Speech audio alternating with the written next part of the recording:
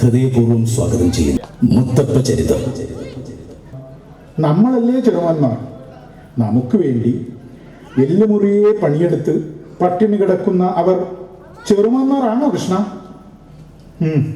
അതും ഭഗവാന്റെ ലീല. അടിയനോട് വിരോധം തോന്നരുത്. അങ്ങയുടെ സമുദായം ഇവരെ ഒരു നികൃഷ്ട വർഗമായിട്ടല്ലേ കണക്കാക്കുന്നത്?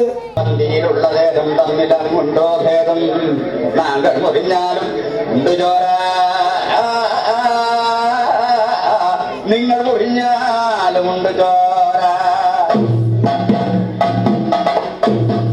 തമ്പുരാട്ടി കുഞ്ഞിനെ ഇല്ലത്തേക്ക് കൊണ്ടുവരാൻ തീരുമാനിച്ചു. ഊണിലും ഉറക്കത്തിലും നമ്മുടെ മനസ്സിലും നാവിലും കൈലാസനാഥന്റെ രൂപവും നാമവും അല്ലാതെ മറ്റൊരു ചിന്തയും ഉണ്ടായിരുന്നില്ലല്ലോ.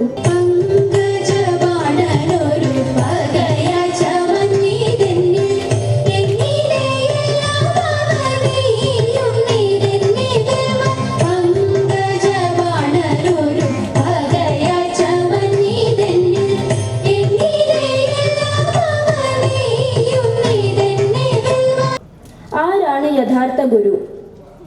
അറിവ് പകർന്നു കൊടുക്കുന്നവർ ഗുരു. മനസ്സിലെ അന്ധകാരം നീക്കി പ്രകാശം നൽകുന്നവനാരോ അവനാണ് യഥാർത്ഥ ഗുരു. അത് ആരുമാകാം, കാലപ്രായ വ്യത്യാസങ്ങളില്ലാതെ. ആരാണ് നമ്മുടെ മനസ്സിലെ അന്ധകാരം നീക്കി പുതുവെളിച്ചം പരത്തിയാണ്? സാധാരണക്കാരനല്ല. ഉണ്ണി നമ്മുടെ ആകക്കണ്ണ് തുറപ്പിച്ചു.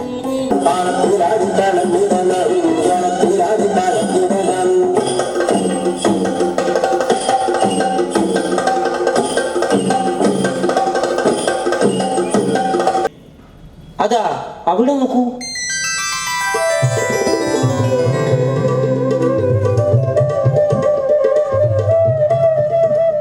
ഉദിച്ചുയരുന്ന സൂര്യൻ എന്താ പറയുന്നത്? തമ്പുരാനെ രക്ഷിക്കണേ, ഇവരെന്നെ തമ്പുരാനെ പിടിച്ചു കൊടുക്കും.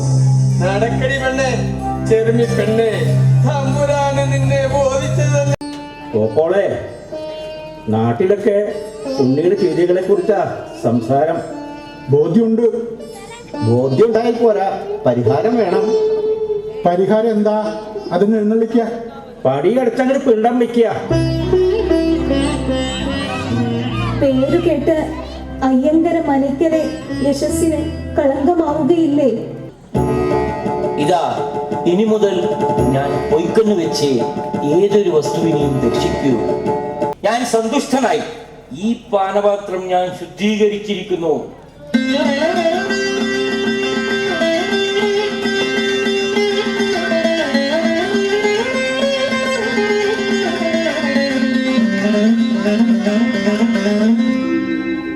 അവനെവിടെ? ചന്ത, നിങ്ങളുടെ ജന്മം സഫലമായി. മുത്തപ്പന്റെ കൃപ നിങ്ങളിൽ വേണ്ടുവോളം ഉണ്ട്. മുത്തപ്പന്റെ ജനന രഹസ്യം കേട്ടോളൂ. തവമിരുന്നാ കടവുൾ വരും.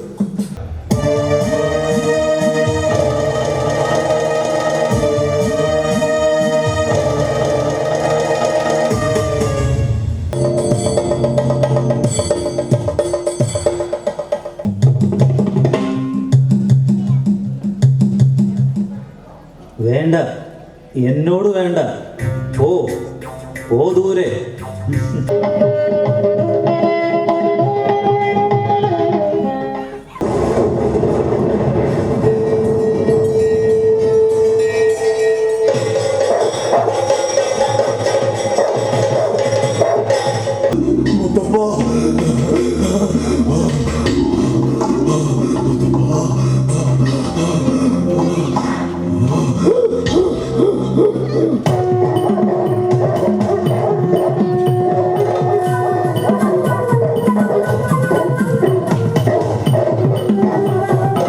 ഞാൻ എൻ്റെ ഭഗവാന് ഒരു കോവില് തന്നെ പണിയും.